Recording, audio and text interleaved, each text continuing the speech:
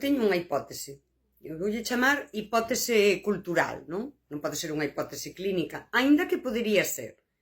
Pero como non son psicóloga nem nada, a miña hipótese é a seguinte. Ten que ver con problema de saúde mental que se fala tanto, non? Esta idea do narcisismo cultural, que en psicoloxía ves cada vez máis psicólogos que o usan, non? Doume conta, por exemplo, que na psicoloxía tamén se dan consellos que, mal aplicados, están moi cerca de fomentar ese narcisismo cultural, non?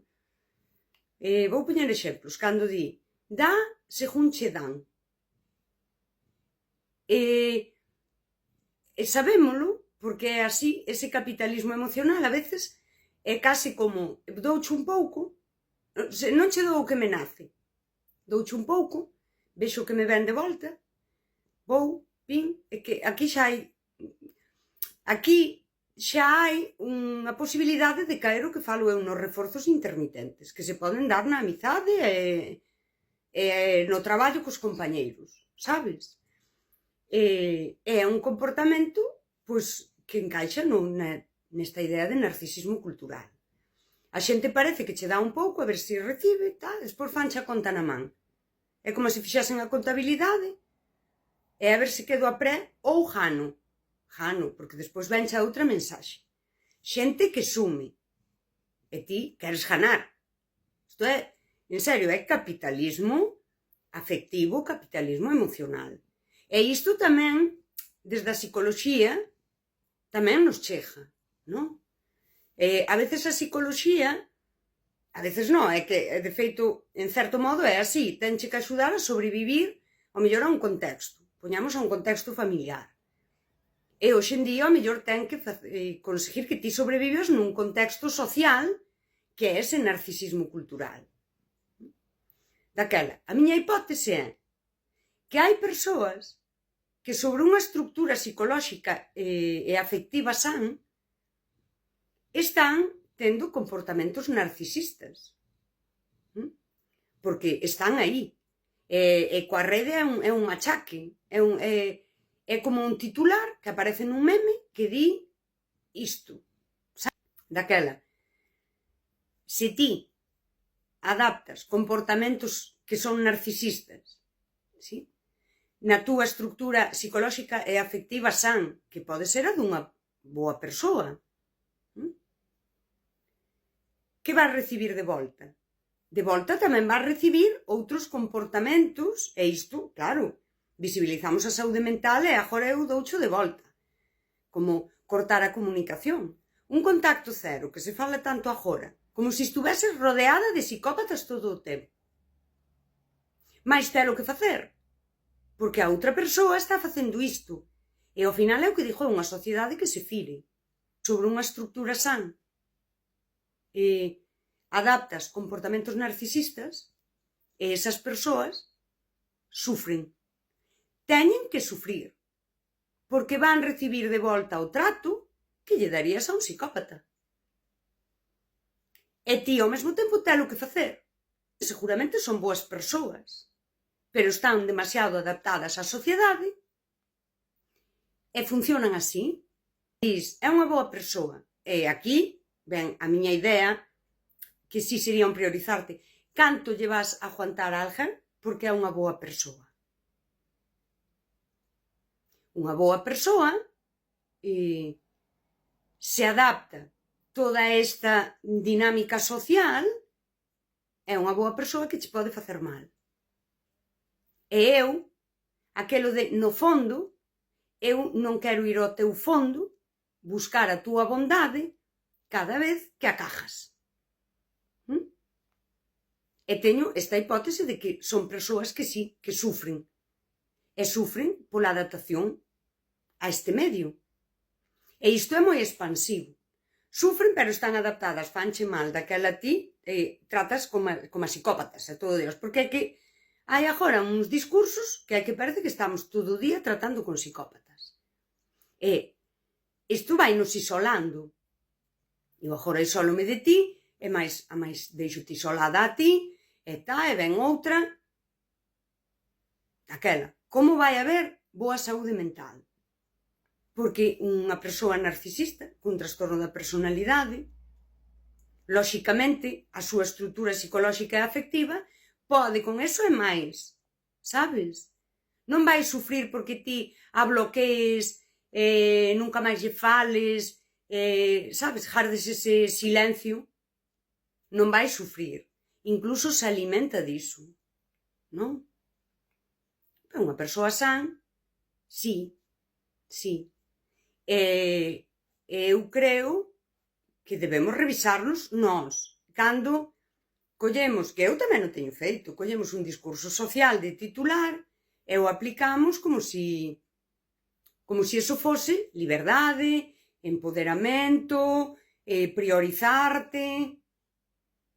Estamos facendo ao revés. Parece que estamos tirando unha pedra no noso pé. Porque eu priorízome e daquela piso a ti, pum, pedra no meu pé. Porque eu son libre e daquela, como ti agora precisas axuda e precisas apoio, eu non podo condicionar a miña vida por outra persoa, pum, pedra no meu pé. É que eu, sí, porque cada vez que eu me priorizo desa forma falsa e tiro unha pedra no meu pé, perdo unha persoa. Porque cada vez que eu che fago o capitalismo emocional e te lastimo porque eu son moi libre e estaba aquí priorizándome e ao priorizarme piseite, eu perdo esa persoa. E vas quedando isolada. Que é algo que a un psicópata narcisista non lle pasaría. Mais a unha boa persoa, unha persoa que na súa estructura é san, sí, claro que lle van doer esas cousas. E ves como, eu vexo así, é a miña hipótese, que son unha señora que pensa nada máis. Ves como persoas, esa idea de, que se fala moito hoxe tamén, teñen potencial, pero a veces son persoas que ese potencial xa non é que non o desenvolvan, é que xogan contra el. En vez de ser cada día mellores e desenvolverse sobre esa base do que son, desenvólvense sobre duns mandados sociais que se supón que son de amor propio, de priorizarte, de liberdade, e todo o contrario, eu voulle dar máis voltas a isto, porque eu pensei hoxe así indo po choio, máis despois no choio, máis volvendo, pero eu creo que sí, é que cada persoa debe revisarse. Creo que con esta hipótese así miña, non? Así formada, máis cobra, para min, máis peso cobra o de ser unha persoa bondadosa. Ser boa. Porque tes que desenvolverte sobre a base do que ti és. E se ti dis, eu son unha boa persoa, eu son unha persoa sensible, sentida, a min importan as outras persoas. Ti priorizarte sería coller isto e dicir, a min dame igual o que a sociedade diga, eu vexo 300 memes aí de titular de priorízate, dá según che dan e tal, eu isto non o vou facer. Sabes? E non entregarse aos discursos de que é que agora é así. Por exemplo. É que todo o mundo fai así. É que... Porque eu son agora, antes e despois. E eu son tan humana como era un ser humano hai 100 anos. E seguramente dentro de outros 100 o ser humano non terá evolucionado tanto. É que todo o mundo, eu non son todo o mundo. Priorizarme, hai moito individualismo, que o dixo así, e pouca individualidade. Priorizarme, de verdade, vai arrancar dun punto onde eu vou dicir eu non son todo o mundo. Eu son eu única, non hai outra igual. E aquí teño unha para traballar a individualidade, para traballar a miña autoestima, para traballar o meu amor propio, para crear unha ética, sí? Que será eu vou ser esta persoa no mundo, e aí a idea da bondade cobra moito peso. Eu vou ser unha boa persoa. E daquela, sí, voume defender, non, e voume priorizar. Pero eu, para priorizarme, non vou precisar, sí, unha reacción do outro lado. Bueno, eso é un pouco máis complexo. Pero é para darlle unha volta. Esta é a miña hipótese cultural. Que saúde mental é a necesidade de facer filosofía dos afectos, repasala e traela ao contexto actual e falar moito de como nos vinculamos. E logo dirás, é que o que eu estou de acordo totalmente, é que os problemas de saúde mental teñen que ver, por exemplo, coas políticas de emprego, vivenda, e todas estas cousas. E eu, daquela, direi que teño un vídeo onde eu digo, unha loita obreira é unha loita colectiva pola tribu. É unha loita que nace tamén do afecto, dos afectos, de ser tribu, de vincularnos ben. Unha loita obreira non é algo que eu fago por min, é algo que eu fago pola miña comunidade, o meu sector, cando segundo como sexa.